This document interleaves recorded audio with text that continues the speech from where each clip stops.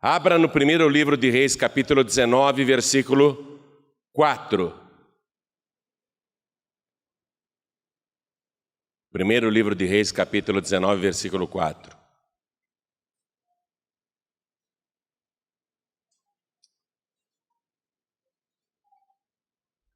Talvez alguém tenha vindo direto do trabalho e não deu tempo de trazer o evangelho, não deu nem para passar em casa. Caso esteja ao teu lado alguém sem a palavra de Deus, mostre aonde nós vamos ler. Acharam? 1 Reis, capítulo 19, versículo 4, está escrito: E ele se foi ao deserto, caminho de um dia, e veio e se assentou debaixo de um zimbro, e pediu em seu ânimo a morte, e disse: Já basta, ó Senhor, toma agora a minha vida, pois não sou melhor do que meus pais. Amém? Ele quem foi ao deserto? Elias. Ele foi ao deserto, caminhou durante um dia todo. E do Carmelo até esse lugar onde ele foi,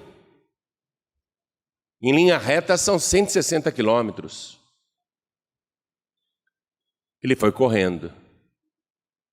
Não sei a que velocidade, mas em um dia ele cobriu uma distância pelo deserto de 160 quilômetros. Ele estava suado, calejado, os pés feridos, mas ele estava fugindo, correndo o máximo que podia.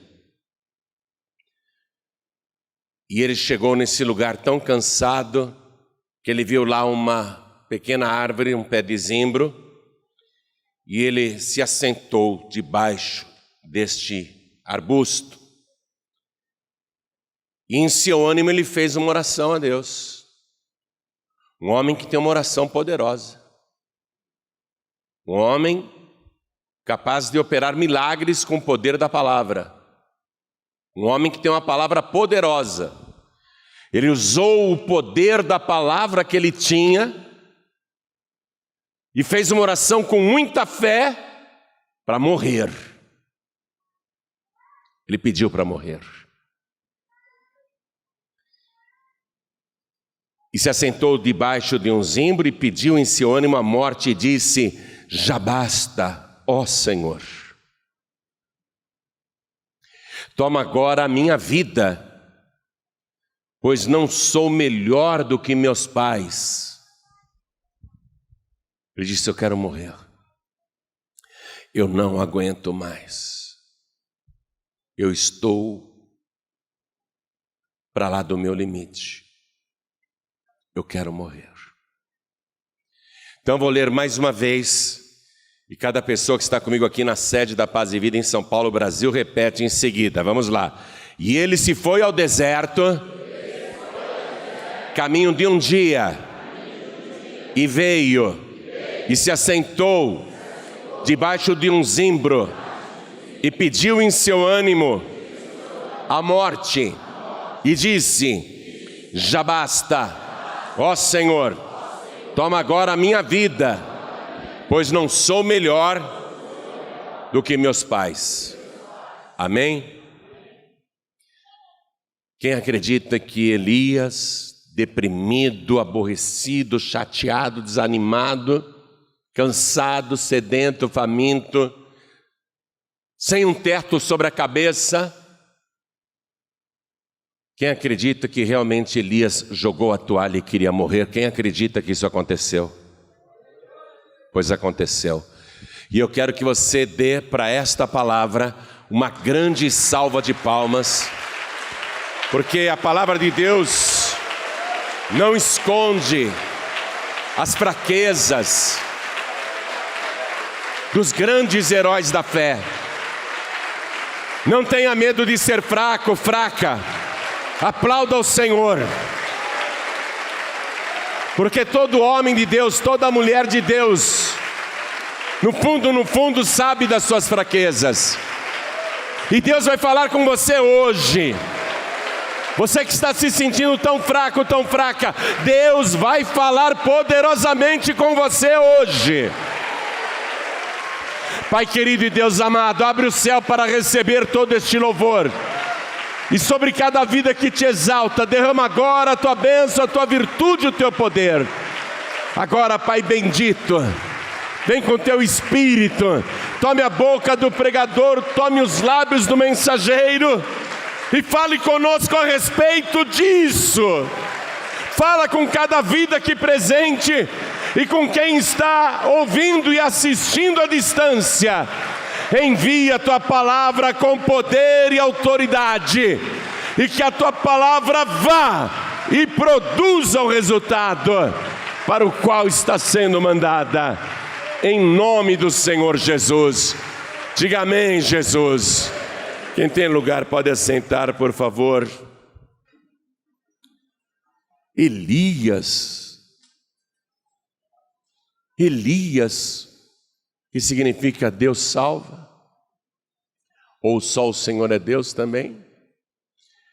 Elias, que teve a coragem de chegar na frente do homem mais poderoso do país, o rei Acabe, e dizer: olha aqui, Acabe, por causa da tua idolatria, das tuas feitiçarias, e porque você está fazendo o povo de Deus se desviar, eu vim te dizer aqui em nome do Senhor, que no teu reino não vai chover mais, nem orvalho descerá sobre a terra. E o que eu estou falando agora não tem prazo. E vai acontecer do jeito que eu estou falando, até que eu dê uma contra-ordem. Não vai chover mais, e nem de noite haverá orvalho. E saiu da presença do rei. O rei disse: maluco, né? Louco. O cara está achando que tem esse poder de controlar o tempo, as nuvens, a chuva, o orvalho? Quem ele pensa que é? Ô maluco, cada um que me aparece. O rei não deu bola.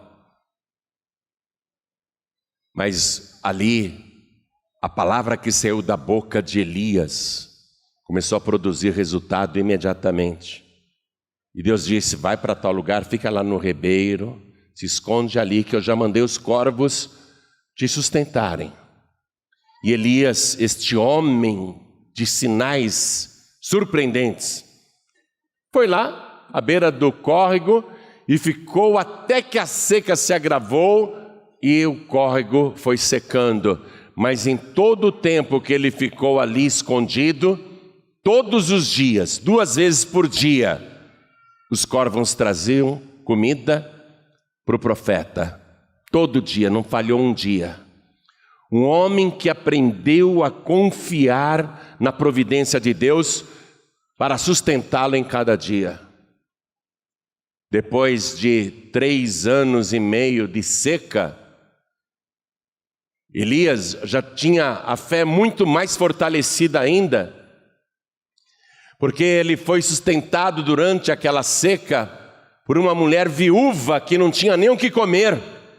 Mas ele liberou uma palavra dizendo assim: pode fazer o bolo primeiro para mim, porque assim diz o Senhor, a farinha da sua panela não se acabará e o azeite da botija não faltará, até que o Senhor mande novamente a chuva sobre a terra.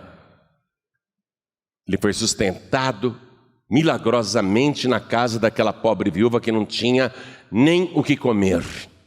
E ali todos comeram, tanto Elias como a pobre viúva, como o filho daquela mulher. A fé de Elias era uma fé extraordinária. Ele sabia que podia falar e o milagre acontecia. O filho daquela mulher morreu. A fé de Elias foi fortalecida porque ele se deitou em cima do defunto e orou até que o defunto ressuscitou.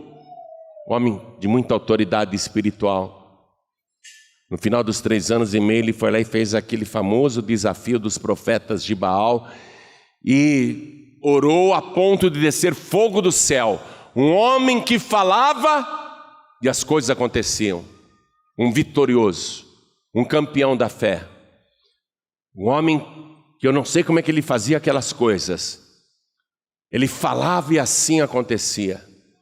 Ele disse para o rei Acabe: agora que você já viu que só o Senhor é Deus, que os profetas de Baal são falsos profetas, monta aí na sua montaria, no seu cavalo, e vai para o teu palácio, porque toda chuva que está retida vai vir agora. Eu estou ouvindo o ruído de uma grande chuva. E ele foi orar ao pé do Monte Carmelo, e você também já sabe disso. Veio uma chuva extraordinária, porque ele orou agora para chover e choveu. Ele mandou o rei Acabe na frente, mas a palavra nos diz que ele saiu correndo e se apresentou perante Acabe. Quando Acabe, que foi a cavalo, chegou no seu palácio, o Elias já estava lá esperando. Esse homem era um atleta, ele corria em alta velocidade. E Elias está tão contente com a série de milagres que ocorreram, que ele tem certeza que desta vez Jezabel vai se converter. E ele está na porta do palácio esperando para ser convidado para entrar, para ser homenageado. A rainha dizendo: agora você me convenceu que só o Senhor é Deus. Mas quando Acabe dá a notícia para sua esposa Jezabel, dizendo que Elias fez descer fogo do céu e matou todos os profetas de Baal, aquela rainha diabólica ficou tão endemoniada, tão possessa, que jurou que cortaria a cabeça de Elias. E mandaram avisá-lo ali, na porta do palácio. Estavam dizendo: Elias, se você entrar lá, você não sai vivo. Ela vai cortar a tua cabeça. Você vai morrer, Elias. E ela já está mandando os guardas irem atrás de você. Naquele momento ele teve medo de uma mulher. Ele que enfrentou todos os profetas de Baal, naquele momento ficou com medo de uma pequena tropa da polícia, do exército. Naquele momento a fé de Elias, que era tão grande, desapareceu. Esses são os altos e baixos de um homem de Deus, de uma mulher de Deus. Naquele momento em que Elias é ameaçado, ele sente tanto medo que ele se esquece quem ele é. A ameaça foi tão violenta que ele se esqueceu de todos os milagres que tinha vivido até então e supôs que estava realmente em perigo de morte e que uma simples mulher com seu pouco exército ali poderia matá-lo. Elias naquele momento não é o mesmo de antes, ele foi enfraquecido pela ameaça. Isso acontece conosco também, porque no nosso dia a dia a gente vive milagres extraordinários. Todos nós aqui vivemos diariamente milagres extraordinários. Se você não se lembra do teu currículo espiritual, pede uma cópia lá no céu. Lembre-se de quantos milagres você já viveu e quantos milagres Deus já operou através da sua vida. Quantas vezes pessoas vieram pedir oração para você, você orou e o canceroso foi curado, o paralítico andou, o cego enxergou. Você orou e a pessoa arrumou emprego, você orou e o dinheiro apareceu para a pessoa. Quantas e quantas vezes você orou por problemas que pareciam insolúveis e o milagre aconteceu? A pessoa veio no altar para dar o testemunho e comprovar que você é um homem de Deus, uma mulher de Deus. Que a palavra que sai da tua boca é uma palavra poderosa. Que quando você fala, assim acontece. O teu currículo é muito forte. Mas veio essa crise e ela te ameaçou. E ameaçou todos nós e me ameaçou também, todos nós. E não só da Paz e Vida, mas de todos os ministérios, de todas as igrejas, de todas as denominações, de todos os segmentos. E parece que isso tirou a coragem de muitos. Muitos perderam a coragem, muitos enfraqueceram, muitos ficaram com medo e começaram a dizer: e agora? E muitos fugiram e outros estão pensando em fugir, como Elias fez. A fuga de Elias foi tão desesperada que ele correu 160 quilômetros sem parar. Olha, se eu sair hoje de São Paulo e pegar o meu carro, eu vou para Piracicaba em algumas horas. Talvez em 2 horas eu chegue lá sem correr muito. É a distância que Elias percorreu de São Paulo a Piracicaba em apenas um dia, porque ele estava apavorado. Eu não posso parar de correr, porque se eu não correr eu vou morrer. Só que depois de correr tanto e chegar lá no deserto, caminho de um dia, ele vê um pé de zimbro, uma árvore, um arbusto no meio do deserto. Você já viu um pé de zimbro? Quem nunca viu um pé de zimbro aqui? Levante a mão quem nunca viu um pé de zimbro. Eu tenho uma foto aqui, põe no telão, um pé de zimbro. Você vai ver a árvore que encontrou lá no deserto. Olha que árvore convidativa. Parece aquelas árvores de filme de terror. Parece que vai sair uma bruxa de trás daqueles galhos. Olha que coisa medonha, deprimente. Ele encostou no tronco desse pé de zimbro, foi recuperando o alento, mas o cansaço era muito grande, o desânimo. Por que que Elias estava deprimido? Porque ele achou que tinha fracassado. Ele achou que tudo que ele fez até aquele dia não valeu de nada, porque afinal de contas a rainha Jezabel não se converteu. E a gente sente essa frustração quando a gente trabalha muito para ganhar uma alma e não consegue ganhar. Quando a gente luta para batizar uma pessoa e não consegue batizá-la. Quando a gente vê que a pessoa veio para a igreja, a gente orou por ela, ela recebeu milagres, ela viu a mão de Deus, o poder de Deus, mas ela não se converteu mesmo assim. O que vem sobre nós é uma sensação de fracasso. Elias não apenas se sentia fracassado, como ameaçado. E foi debaixo desse pé de zimbro. Tem outra foto de um pé de zimbro? Olha aí. Não dá nem para proteger muito do sol, nem tem muitas folhas. Olha o chão. Só pedras, não é uma plataforma lisinha, não é um banquinho confortável, não. Ele ficou assim, encostado, foi desfalecendo. Aí ele desistiu, e em seu ânimo pediu a morte. E esse homem de grande fé, com uma palavra poderosa nos lábios, ele diz: já basta, ó Senhor, toma agora a minha vida. E ele estava tão deprimido e cansado, versículo 5, e deitou-se e dormiu debaixo daquele pé de zimbro. Ele dormiu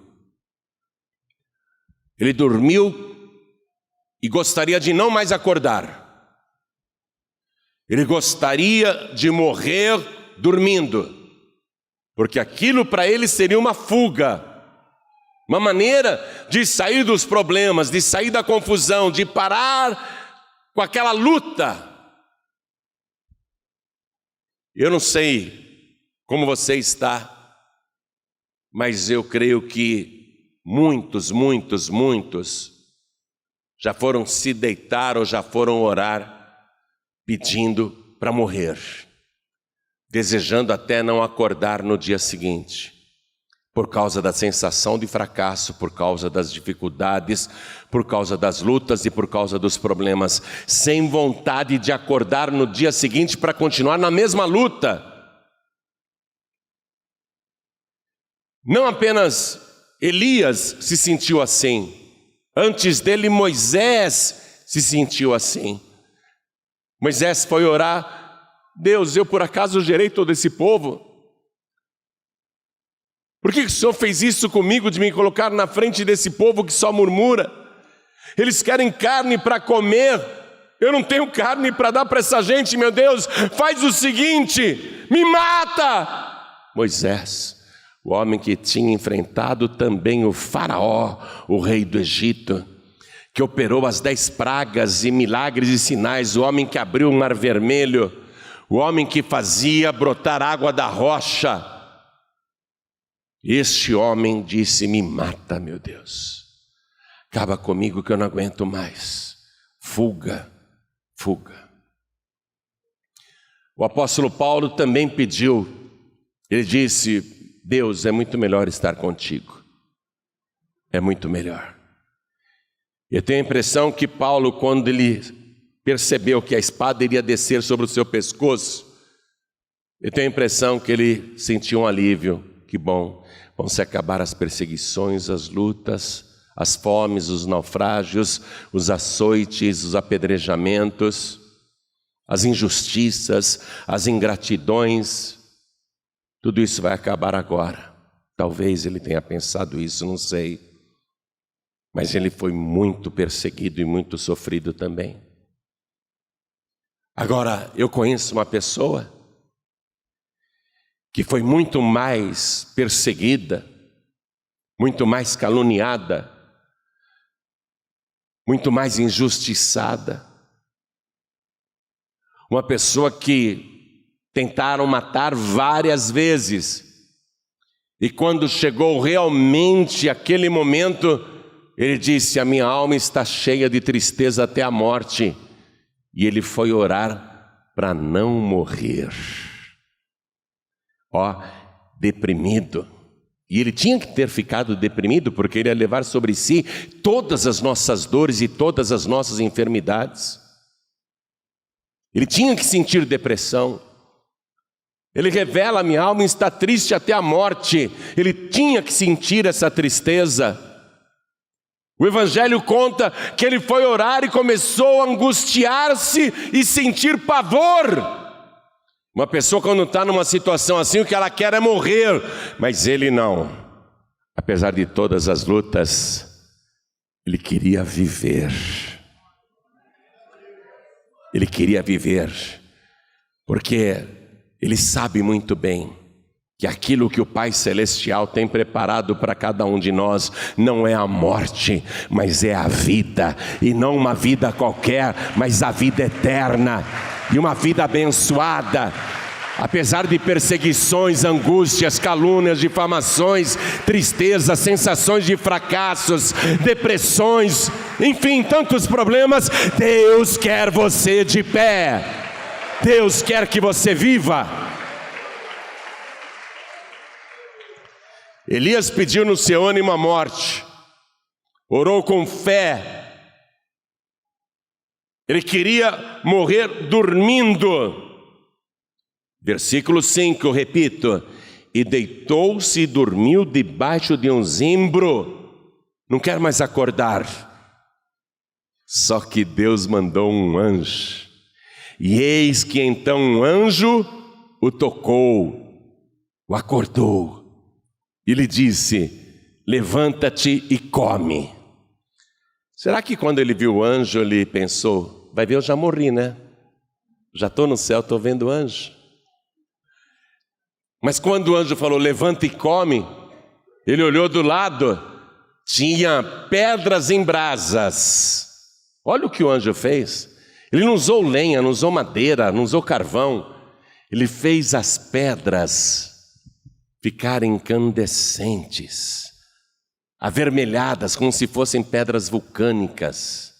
Elas esquentaram e em cima das pedras pão cozido.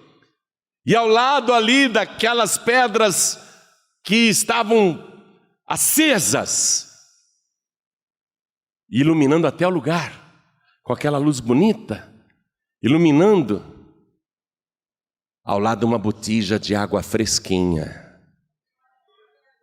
E a ordem, levanta-te, e come. Levantar, ficar de pé e comer para continuar de pé, porque saco vazio não para em pé. levanta-te e come. E olhou, e eis que à sua cabeceira estava um pão cozido sobre as brasas, e uma botija de água, e comeu, e bebeu, e tornou a deitar-se. Não obstante o milagre extraordinário, a presença do anjo ali, pão que surgiu do nada, água que veio do nada, uma botija de água.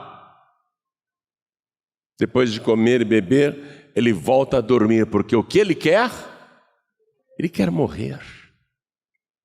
Essa refeição não animou ele, não. É que nem quando você recebe uns pequenos vales de ajuda de custo. Você queria mais, mas vai aquilo lá não resolve teu problema. Você come, tal. Ele pensou que não mudou nada, nem deu bola para nada, e tornou a deitar-se. Acompanhe comigo. Versículo 7, e o anjo do Senhor tornou segunda vez, diga, o anjo do Senhor. No Antigo Testamento, o anjo do Senhor é a figura de Jesus Cristo. O anjo do Senhor tornou segunda vez e o tocou. Sabe por quê? O anjo do Senhor, essa figura de Jesus Cristo no Antigo Testamento, deu uma prova de que realmente era ali com ele o pão da vida e a água da vida. Por isso o pão na brasa e aquela botija de água. Mas mesmo assim eu quero morrer, me deixa dormir.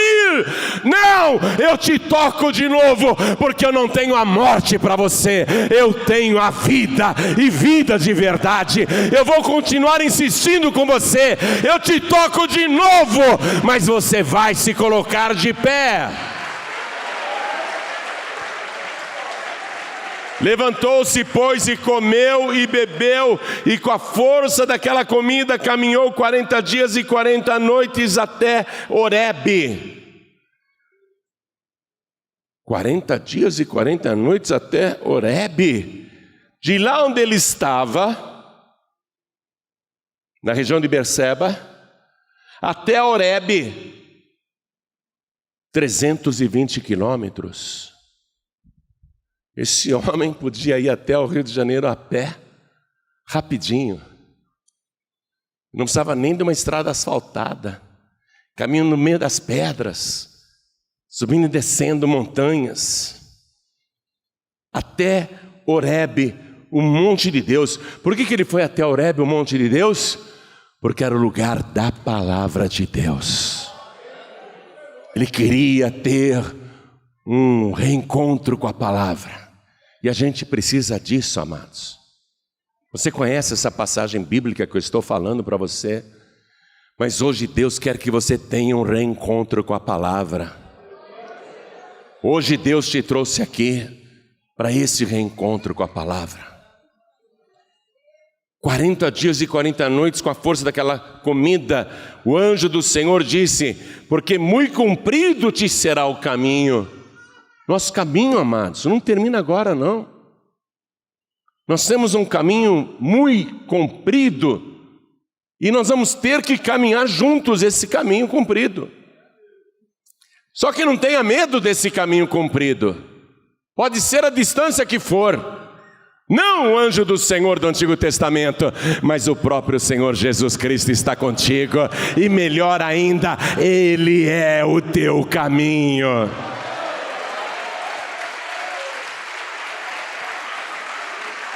Oh glória, Ele é o teu caminho.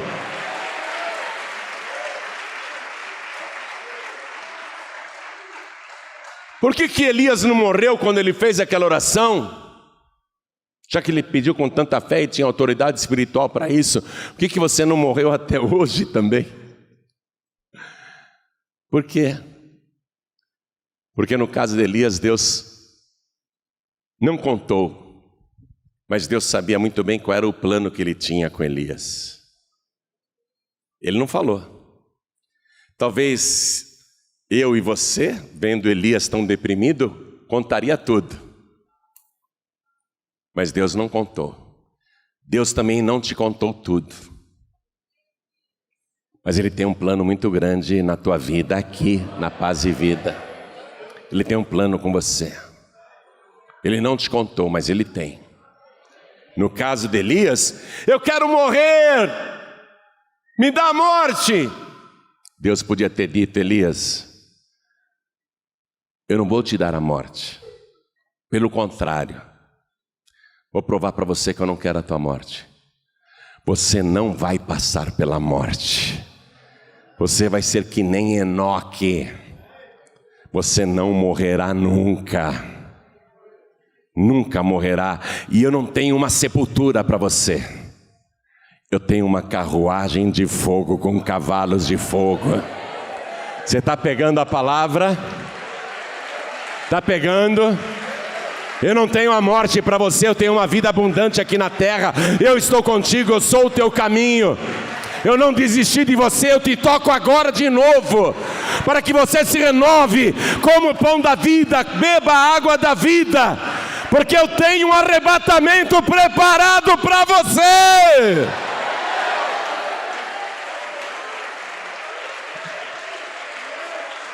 Elias, quando chegou lá no Monte Horebe, ele continuava deprimido, voltou a depressão, voltou a tristeza, voltou a solidão, voltou o medo, voltou a angústia.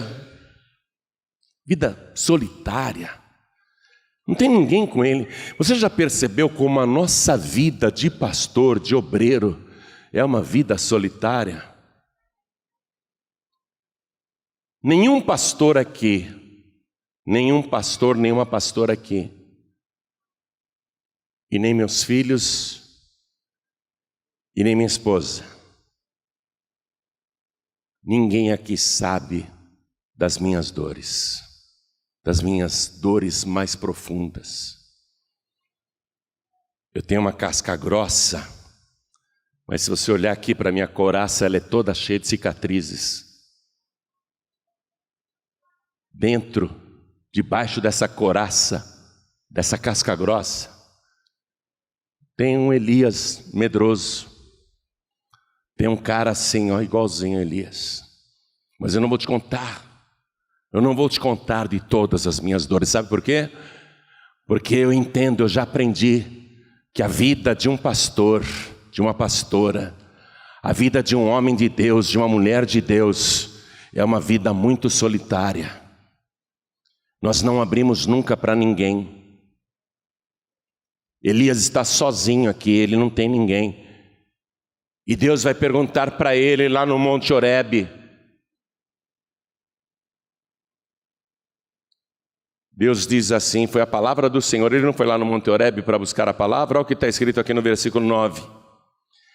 E ali entrou numa caverna, passou ali a noite, e eis que a palavra do Senhor veio a ele. O Monte Horebe, onde a palavra foi entregue. A palavra, ele queria essa palavra. Aqui a palavra foi entregue para ele, como agora a palavra está sendo entregue para você. Ele disse: que fazes aqui, Elias? E ele disse: tenho sido muito zeloso pelo Senhor Deus dos exércitos, porque os filhos de Israel deixaram o teu concerto, derribaram os teus altares e mataram os teus profetas à espada, e eu fiquei só e busco a minha vida para me atirarem. E ele lhe disse: sai para fora e põe-te neste monte perante a face do Senhor. E aí Elias, ouvindo aquela voz, ouvindo aquela palavra, ele sai da caverna. Mas não muito, ficou bem na porta. Ele está entre a caverna, olhando o mundo exterior, buscando a presença de Deus. Aí veio um vento muito forte que arrebentava as penhas, as pedras, parecia um furacão, mas o Senhor não estava no vento. Aí depois um terremoto, o Monte Horebe, o Monte Sinai começou a tremer, mas Deus não estava naquele terremoto. E depois do terremoto, um fogo, porém também o Senhor não estava no fogo. E depois do fogo, uma voz mansa e delicada. E sucedeu que, ouvindo Elias aquela voz, envolveu o seu rosto na sua capa e saiu, e pôs-se à entrada da caverna. E eis que veio a ele uma voz que dizia a mesma pergunta: que fazes aqui, Elias? Eu tenho sido em extremo zeloso. E ele repete tudo. Ele repete exatamente a resposta da primeira pergunta, porque a pergunta era a mesma. Mas ele não entendeu a profundidade da pergunta, como você talvez não esteja entendendo agora. Deus está perguntando para Elias: o que é que você está fazendo com a sua vida? Essa é a pergunta. Você se trancou na sua depressão? Você entrou na sua caverna escura? A pergunta de Deus para mim e para você é exatamente essa: o que você está fazendo com a sua vida espiritual?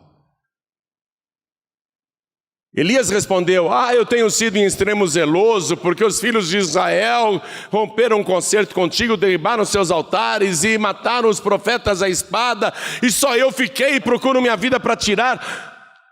Escute, Deus não está perguntando o que é que você já fez. Deus não está perguntando para Elias o que é que você já fez no teu ministério, porque Deus já sabe o que você já fez. Deus quer saber o que é que você está fazendo com a tua vida espiritual hoje. Você entrou na depressão? Você perdeu o ânimo? Está achando melhor morrer do que viver? Você não está aguentando mais? O dia de amanhã não te interessa tanto? Deus está perguntando: o que é que você está fazendo dentro dessa caverna? Eu não te chamei para ficar num quarto escuro lamentando a tua vida, desejando a morte. Por isso que Deus mandou Elias sair, e Deus está dizendo: sai dessa caverna da depressão, sai dessa tristeza. Você não é o primeiro homem de Deus, não é a primeira mulher de Deus que está passando por essa luta. Antes de você foi Moisés, antes de você foi Daniel. Pastor, mas o Daniel se deu bem lá na Babilônia. Ele ficou no reinado de Nabucodonosor, sofrendo perseguições o tempo todo, apesar de ser um dos mais importantes do reino. Depois, durante o reinado de Belsazar, depois durante o reinado de Ciro, depois durante o reinado de Dario, ele ficou o tempo todo sofrendo calúnias, perseguições e armadilhas. Você vem dizer que o Daniel estava bem? Ele estava bem, sim, estava bem, porque podiam jogar ele na cova dos leões, e ele sabia que ia sair daquela cova sem nenhum ferimento, porque o anjo do Senhor estava com ele, o próprio Deus estava com ele. Você não vai ficar nessa gruta escura que você se encontra. Deus não te chamou para se recolher, para desejar a morte. Deus te chamou para vencer. Você não fracassou. Ninguém aqui fracassou. Nós vamos continuar enfrentando lutas, mas eu vou te dizer uma coisa: eu tenho a certeza absoluta de que muito antes deste ano acabar, a vitória vai sorrir para todos nós, porque Deus está neste lugar. Ele não está no terremoto, Ele não está no vento forte, Ele não está no fogo. Nós passamos pelo vento forte, a nossa vida está num terremoto. O fogo, a fornalha foi aquecida 7 vezes mais. Porém, a voz mansa e delicada do Espírito Santo está dizendo: eu tenho muita coisa para fazer contigo aqui neste ministério, aqui na terra, aqui neste trabalho. Elias, sai da caverna, sai da depressão, sai dessa tristeza, sai desse medo, sai dessa angústia. Eu sou contigo. Deus colocou Elias em atividade. Ele falou: Elias, é o seguinte, você vai até a Síria agora, vai caminhar mais um bocado, viu? Vai caminhar vários quilômetros de novo. Você vai até o país vizinho aqui do norte. você vai ungir o novo rei da Síria. Depois você volta aqui para Israel, você vai ungir o novo rei de Israel. E você vai para onde eu te mandar, porque você vai eleger agora o profeta Eliseu. Você vai ungir Eliseu. Olha só, eu tenho um trabalho para você. Vai ungir o rei da Síria, vai ungir o novo rei de Israel e vai ungir o novo profeta, o profeta Eliseu. Olha o que Deus tem para você, aqui na Paz e Vida, aqui neste lugar. Deus só não quer você na caverna. Deus só não quer você desanimado, abatido, abatida. Porque eu tenho para você o meu Espírito Santo. E você vai ungir muitas pessoas com o meu Espírito. E muitas vidas serão abençoadas e transformadas através da unção que eu coloquei na tua vida. A unção do Espírito Santo, a unção de Deus está contigo. O teu trabalho aqui não acabou e nem teu tempo venceu. E não é hora de fugir e nem hora de correr, pelo contrário, é hora de dar a cara para bater. A vitória é sua e já está garantida. A vitória é sua em nome de Jesus. Quem está mandando eu dizer essa palavra é o Espírito Santo de Deus. Nada e nem ninguém, não há força neste mundo que possa te derrubar. Simplesmente porque eu sou contigo, para te guardar e te proteger, para te dar virtude e para te dar poder. A unção que Elias recebeu de Deus era uma unção que ele podia transferir para quem ele quisesse. Por isso que Jesus disse: o que de graça recebestes, de graça dai. A unção que eu tenho, a unção que você tem, é só a gente colocar as mãos e a gente passa virtude e poder. Levanta as tuas mãos assim. As tuas mãos estão ungidas, receba. Tem muito trabalho aqui, muito. Não desanima não. Levanta a tua cabeça, arregaça as mangas. Deus está te tocando hoje. Deus está te tocando para te renovar. Pão da vida e água da vida. Toda a igreja se coloque de pé. Vou chamar aqui o pastor Newton Rocha, meu filho na fé. Em todos os estados do Brasil e também em Portugal, vamos ficar todos de pé, porque nós vamos transferir unção. A palavra de Deus diz que o pastor é o anjo da igreja. Todos os pastores aqui presentes subam no altar, e também nos demais estados, todos os pastores subam no altar. Nossos obreiros, que são futuros pastores e pastoras, estavam precisando ouvir essa palavra. E até nós pastores também. Até nós também. E nesse momento o Espírito de Deus vai operar no nosso meio de uma maneira extraordinária. A unção dos pastores vai passar para todos vocês. A mesma unção que está neles estará em todos nós. A mesma unção, a mesma virtude e o mesmo poder. Em nome de Jesus. Pastor Newton Rocha, dirige essa oração agora. Todos os pastores estaduais, superintendentes, todos juntos, vamos fazer uma grande busca do Espírito Santo agora.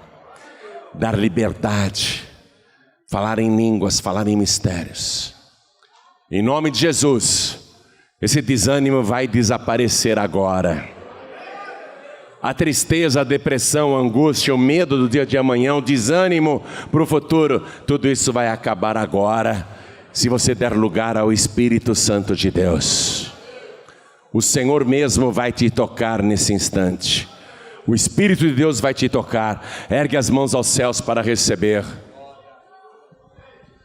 Feche os olhos. Há uma transferência de poder através da imposição das mãos. A palavra foi liberada com poder e autoridade. Elias estava ali arrasado, acabado, destruído, mas o pão da vida, a água da vida, a água do Espírito, você recebeu hoje, ainda que você estivesse na caverna, acabado, destruído, enfraquecido. Você recebeu o pão da vida através desta palavra. Você recebeu a força do Espírito. E agora você vai receber a transferência de poder. Porque assim como Elias viveu para ungir o rei da Síria, o rei de Israel e o novo profeta, o teu ministério ainda é muito longo. Deus vai te usar através de paráclitos para ungir muitos reis, para ungir muitos profetas, para fazer a obra. Oh glória! Ori kalala masuri candila masuri andias. Oh glória! Ore malabashuri candala masuri chilialas. Comece a glorificar, comece a glorificar, comece a glorificar. Comece a glorificar, comece a glorificar. Espírito Santo, encha agora a cada pastor, a cada pastora com poder e autoridade. E quando este pastor, quando esta pastora tocar neste membro, que este membro seja cheio da mesma unção, do mesmo poder, da mesma autoridade e do mesmo Espírito. O Senhor não te chamou para viver na tristeza, na angústia, na depressão, na caverna. Não, o Senhor te chamou para tirar as pessoas que estão na caverna, que estão angustiadas, que estão deprimidas. Pastores, desçam, imponham as mãos, vão pela fé, vão na fé, vão no poder, vão na autoridade. Pastores em todo o Brasil, façam o mesmo, façam o mesmo. Oririri kalala masuri andalas. Oh glória! Elia chilimanás, liandia lamassuri candalas. Oh glória, oh glória! Receba poder, receba poder, receba poder, receba poder, receba poder, receba! Elia lamassuri andia, Eli chilimalás, orei calalabassuri andalas. Tem fogo na tua cabeça, tem fogo na tua cabeça. Batiza Jesus, batiza Jesus. Separa para a obra, levanta, levanta 1000 para que façam o mesmo trabalho que nós fazemos. Levante 1000 poderosos, 1000 fiéis. Estamos cansados dos infiéis e negligentes. Queremos fiéis para a tua obra. Queremos aqueles que estejam contigo no deserto, que estejam contigo na caverna e até no terremoto. Oriria lamassuri candalas, ori maria lamassuri andias. Continue glorificando, continue, continue. Tem poder, tem poder, tem poder, tem poder, tem poder. Eria lala massuri andalas. Mais 1 minuto de poder, mais 1 minuto. Ricalabassuri andalas. Eia lá yachi andias. Senhor, que agora, através da imposição das mãos, suja no nosso meio o Eliseu que Elias foi ungir. Oriaria chirimia lamas, Elia quinalas, oriante condarabastúrias. Oh glória, oh glória. Continue glorificando, continue. Receba poder, receba poder, receba poder, receba poder, receba poder, receba.